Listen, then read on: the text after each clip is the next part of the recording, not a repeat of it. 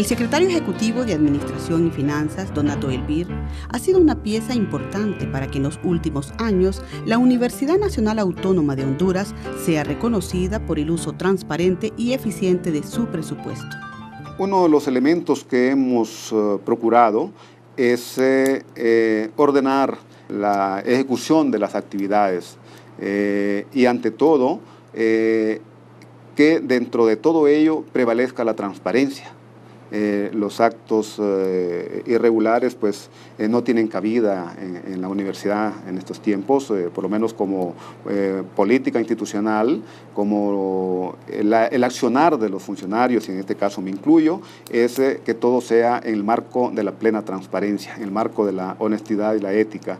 Ese elemento lógicamente permite que la universidad tenga mejores resultados. El especialista en finanzas refirió que el prestigio que hoy goza la máxima casa de estudios es producto de un equipo de trabajo y un liderazgo comprometido. Y esto no es una labor personal, sino que parte de todo el equipo, que lógicamente está dirigida, ese equipo, por una persona que es una verdadera líder, ¿no? Que da directrices, que da el ejemplo, que se compromete, que asume riesgos incluso, ¿no?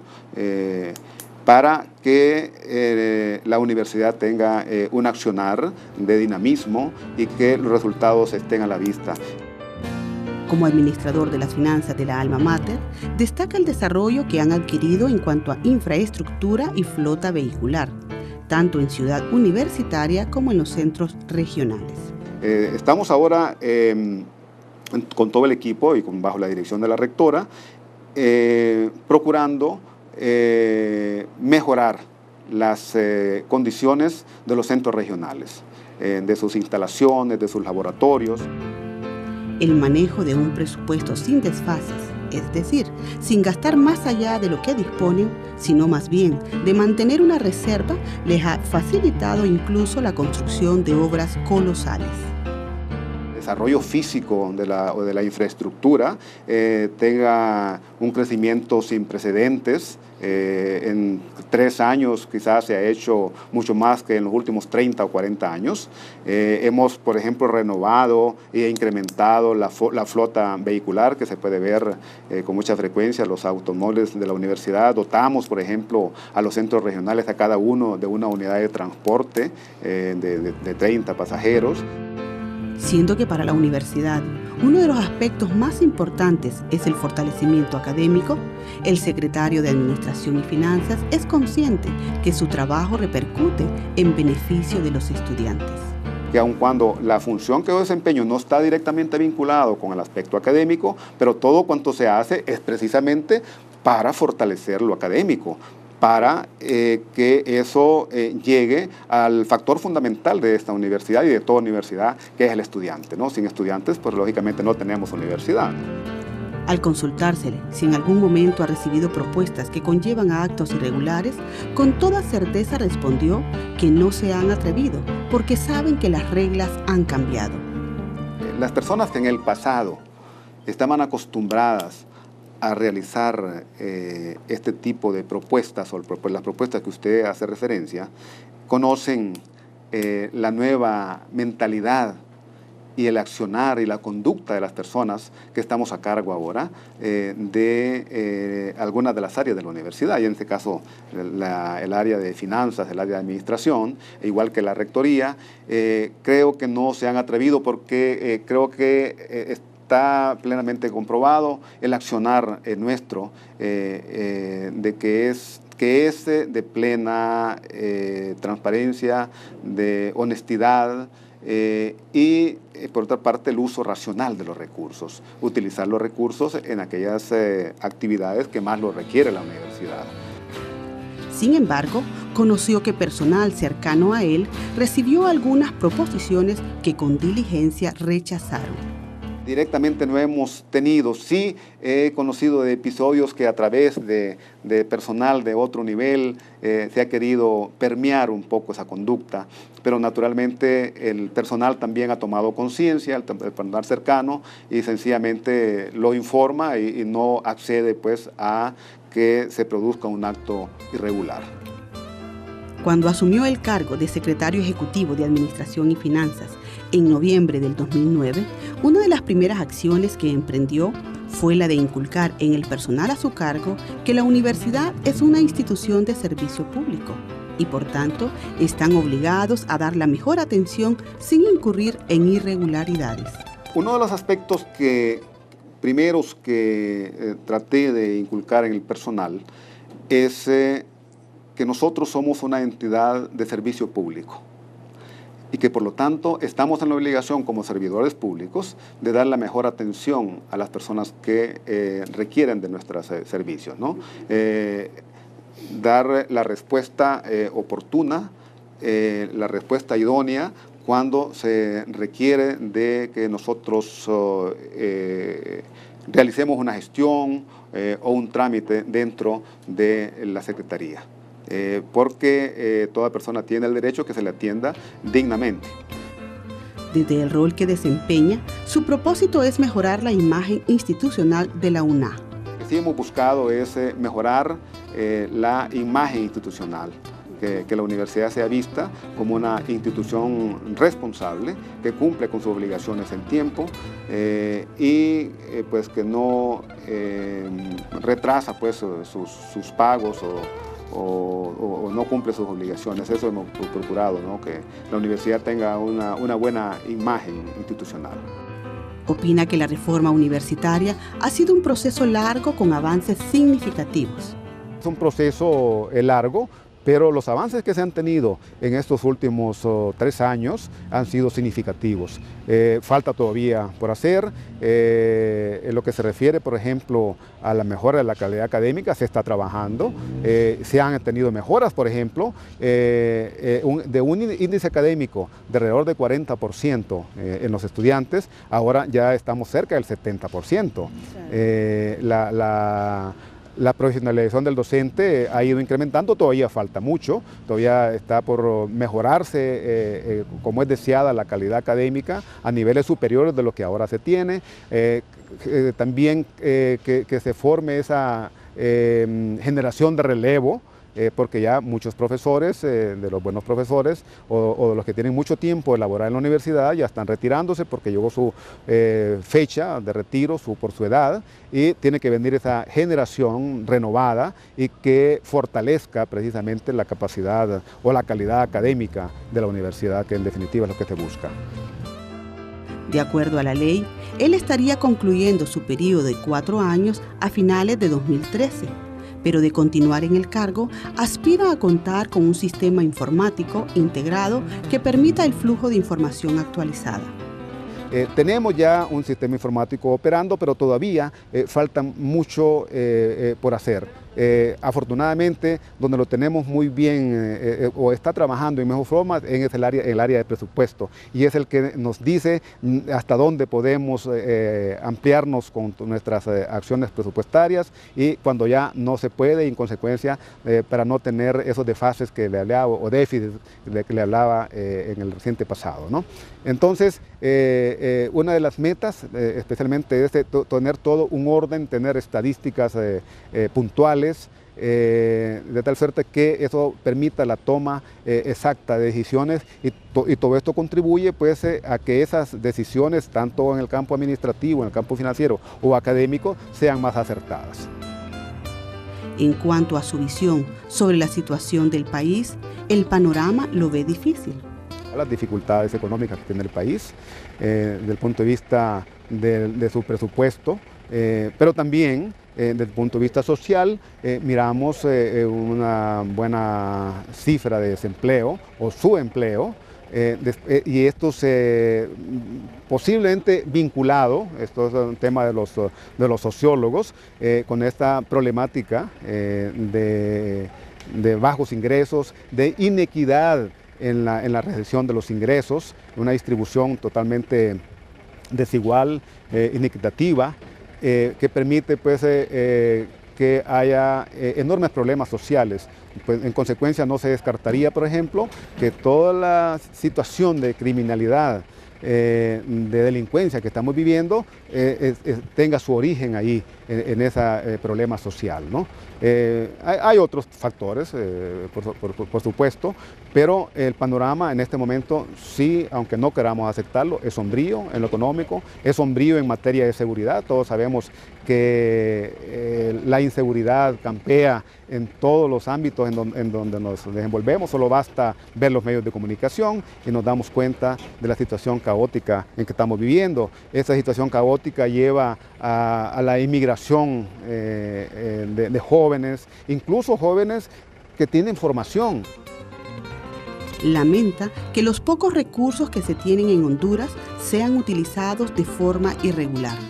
Los recursos del país son escasos, pero se vuelve todavía mucho más complejo cuando esos recursos no son usados adecuadamente y se desvía para otros propósitos mezquinos o personales.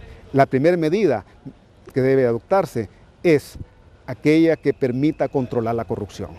Si controlamos nosotros la corrupción, los recursos, por escasos que sean, van a llegar donde debe hacerse o donde debe llegar para impulsar desde ahí el progreso del país. No solo con eso, por supuesto, hay que impulsar proyectos productivos.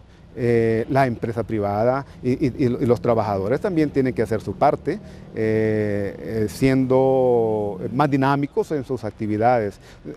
No es una fórmula mágica, ¿no? Son varios elementos, pero sí señalo que la corrupción, y la corrupción que conste no solamente es en el sector público, también hay corrupción en el sector privado. Diría yo que es la institución más fortalecida que existe en este país y naturalmente combatirla no es tarea fácil.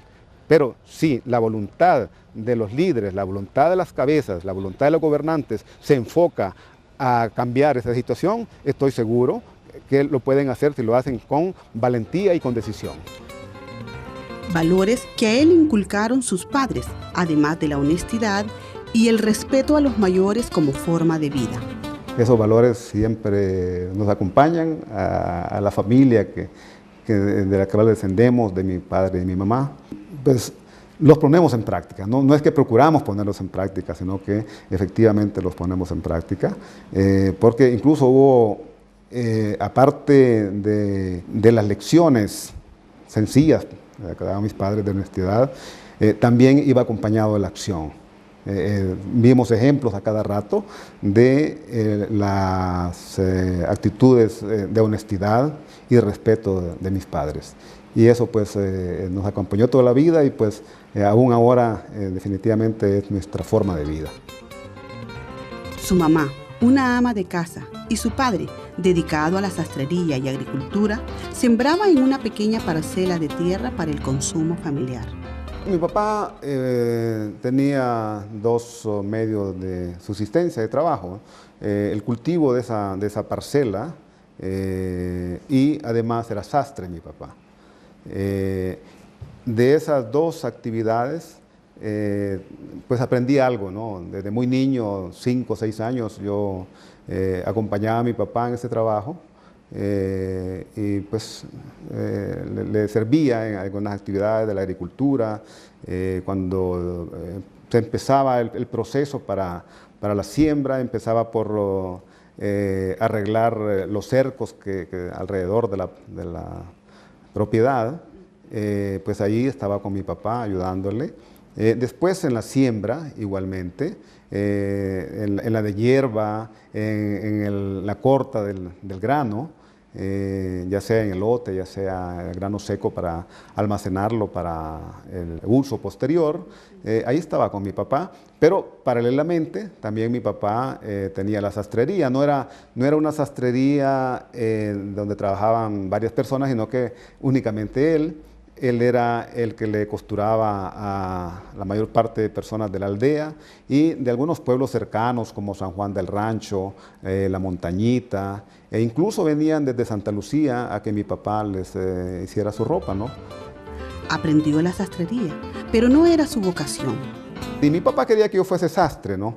Pero no fui sastre, quizás no, estoy seguro que no era mi fuerte.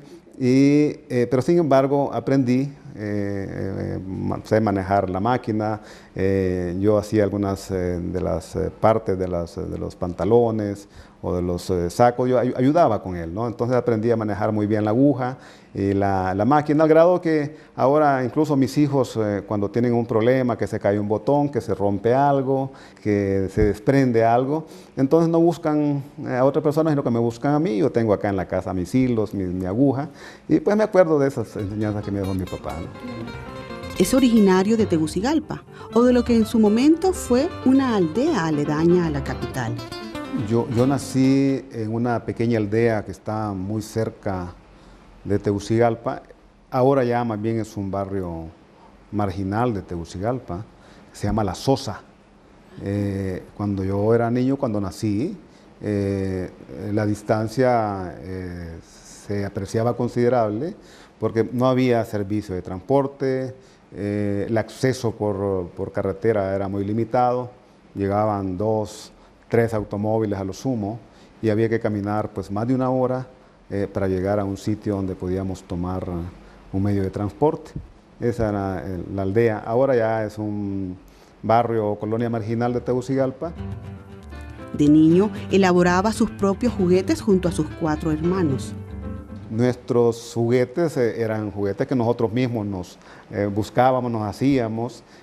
No había abundancia de juguetes, no nos compraban pues, juguetes porque el ingreso familiar era para otras cuestiones prioritarias, ¿no? En la escuela fue un niño sobresaliente que además ponían de ejemplo por la nitidez y orden con que portaba su uniforme. No me agrada, porque resulta así como soberbio decir, pero sí siempre sobresalí en esas, la profesora, era una señora bastante edad, siempre ponía de ejemplo de la conducta, de la responsabilidad en los estudios, y mi mamá siempre se encargaba que nosotros, mis hermanos y yo, fuésemos siempre muy bien arregladitos a la escuela, ¿no? Ropa sencilla que mi mismo papá la costuraba, y nos peinaba muy bien, e íbamos siempre muy nítidos a la escuela. Era costumbre ya, por ejemplo, que a las 6 de la tarde estábamos limpiando nuestros zapatos para ir con los zapatos brillantes y bien arreglados. Entonces siempre nos ponía también en ese caso, con respecto a ese tema, de ejemplo frente a los compañeros, ¿no? A pesar de lo sosegado que lo caracterizaba cuando niño, estuvo a punto de incendiar la cocina de su casa. Hicimos una travesura con mis hermanos, le dimos fuego pues, a un grupo de tuzas que estaba, la tuza que es lo que cubre el maíz, estaba muy cerca de la cocina, que era de madera. Entonces nosotros inocentemente le dimos fuego a esas tuzas y empezó a tomar fuego y casi toma fuego la cocina, ¿no? Sí, entonces mi papá inmediatamente llegó, él hizo lo que tenía que hacer, apartó el fuego y nos castigó severamente, ¿no? Muy severamente. Eso fue en las primeras horas de la tarde. Después, a eso de las 6 de la tarde, nosotros estábamos muy molestos por el castigo que nos había impuesto mi papá. Mi mamá nos preguntó entonces, ya como a las 7 de la noche, que en ese entonces las personas se acostaban muy temprano, ¿no? Y mi papá estaba acostándose ya, nos dice mi mamá, ¿ya fueron a decirle buenas noches a su papá? Ay, nosotros resentidos todavía por el castigo que había habido en la tarde, dijimos no, bueno, entonces vayan a decirle buenas noches a su papá, ¿verdad? Y ya fuimos, buenas noches papá, y mi papá ya nos abrazó y ya regresamos, ¿no? La situación precaria que le tocó vivir desde su infancia lo obligó a trabajar desde la edad de 13 años, convirtiéndose en un hombre decidido y esforzado. Estudios y la carrera que decidí seguir no fueron marcados por una persona o por un deseo, más bien fue por la necesidad y la conveniencia del momento, ¿no? Yo en secundaria estudié de comercio, me gradué de perito mercantil y contador público en la secundaria. Desde que empecé a estudiar mi secundaria tuve que trabajar porque sí, mi mamá sí me ayudó a buscar un trabajo porque mi papá no estaba en la capacidad de sostener estudios secundarios, ¿no? Y él fue muy claro y pues mi mamá me impulsó y con ella anduvimos buscando un trabajo, ¿no? Encontramos un trabajo y gracias a eso empecé mis estudios secundarios. Mi primer trabajo fue a los 13 años, ¿no? Trabajo asalariado y desde ese entonces hasta ahora pues no he dejado de trabajar. ¿Cuál fue su primer trabajo? Mi primer trabajo es en una farmacia que estaba ahí casi en medio del mercado San Isidro. Pues ahí era dependiente, era aseador, era conserje, era repartidor, me mandaban a limpiar la grama en la casa. Era una serie de actividades, ¿no? Que en ese entonces el salario era de 25 lempiras, ¿no? Y sí recuerdo que ¿Y estudiaba por la noche? Y estudiaba por la noche, sí, sí, claro. Salía corriendo desde ahí a la institución secundaria donde estudiaba, quedaba al otro lado, ya subiendo a Palmira. Entonces no había muchos recursos como para pagar bus. Entonces yo salía literalmente corriendo del lugar de trabajo, llegaba todo sudado al colegio, ¿verdad? Para pues, poder recibir mis clases.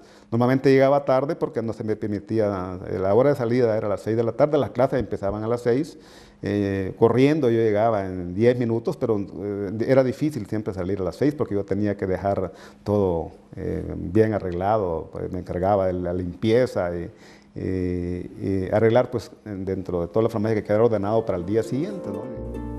Renunció a su primer empleo porque llegaba retrasado a sus clases, que comenzaban a las 6 de la tarde.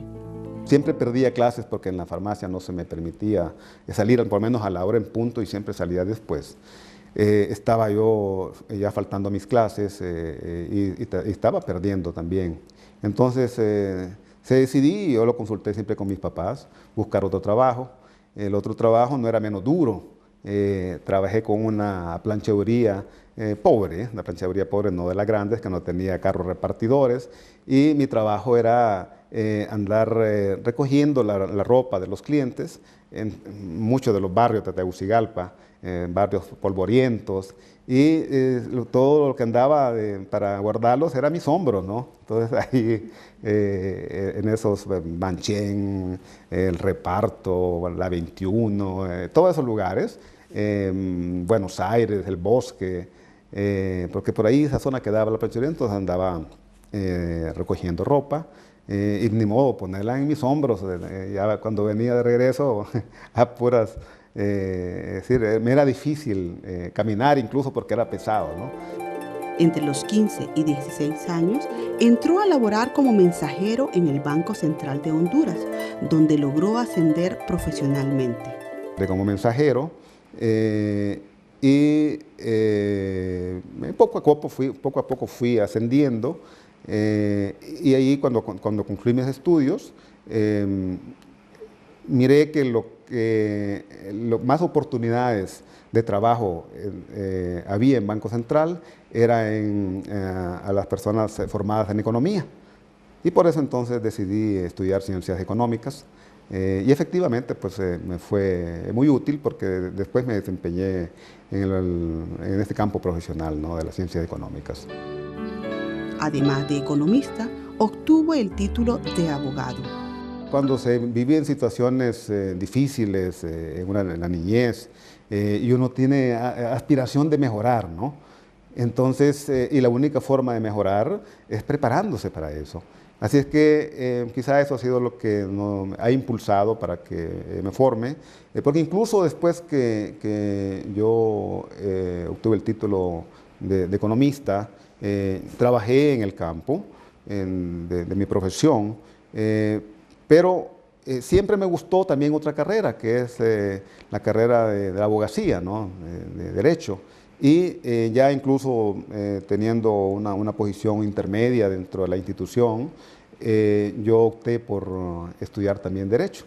Y me gradué de licenciado y después obtuve el título de abogado, ¿no? Actualmente disfruta mucho de su familia, un matrimonio de 16 años. 3 hijos y 2 nietos. Y estar en ese entorno de familia que fortalece el espíritu, la personalidad y lo impulsa a hacer muchas cosas, ¿no? Indiscutiblemente que el matrimonio es la base de la familia y la familia es la base de la sociedad, ¿no? Claro. Viajar con mis hijos, lógicamente con mi esposa. En el pasado incluso tenía la costumbre de que al menos una vez al año yo llevaba a mis papás a algún viaje, ya sea local o ya sea fuera del país. Me alegraba esa situación de poder llevar a mis padres por mis propios medios a conocer algún lugar o a disfrutar con ellos, ¿no? Una aspiración que tengo es que mis hijos triunfen, que mis hijos se formen y que hagan lo que les gusta, que se formen en lo que les gusta, que disfruten lo que hagan y que sean, que logren la felicidad, ¿no? Le gusta relajarse haciendo un poco de ejercicios y ver la televisión. Procuro siempre hacer un poco de ejercicio, ¿no? Aún cuando vengo cansado de la oficina, porque suelo salir de entre 7 y 8 de la noche o a veces más tarde, pero más o menos ando entre 7 y 8 de la noche. Vengo a casa rápidamente, me traslado a un gimnasio que está muy cerca acá y hago un poco de ejercicio, que es un poco para salud y otro poco también para calmarse un poco, desestresarse un poco, ¿no? Me gusta ver la televisión, especialmente documentales, quizá algunos programas cómicos, algunos canales que exhiben algunos hechos históricos y ahora que tenemos la UTV, claro. Indiscutiblemente que tiene una programación espectacular, ¿no? Con las películas que se pasan todos los días. Y aunque no ha sido bueno para el fútbol, se vistió de futbolista y no se pierde los partidos de equipos internacionales. Desde estaba en la escuela, practicaba fútbol, después ya como adolescente practiqué, nunca fui bueno, pero siempre me gustó el fútbol, pero por lo menos siempre me vestía en el equipo y algunos minutos siempre jugaba, ¿no? Entonces, sí me gusta el fútbol y a veces aprovecho para algunos partidos de estos que ahora podemos ver a través de la televisión de equipos grandes del mundo, ¿no? Pero su mayor entretenimiento es escuchar música y ver videos musicales. Me gustan, por ejemplo, cómo cantan artistas como Roberto Carlos, como Silvio Rodríguez, como Pablo Milanés, me encantan la música ranchera, José Alfredo Jiménez, Rafael de España, hay muchos que me agradan, Helio Roca, me agrada ese tipo de música, el género romántico me gusta mucho, ¿no? Ahora que tenemos una herramienta que es el Internet, a veces sí, es frecuente, especialmente en fines de semana, que me quede 2, 3 horas viendo videos musicales de tiempos muy ya casi remotos, ¿no? Y me agrada mucho también, es parte de esas distracciones que tengo, ¿no?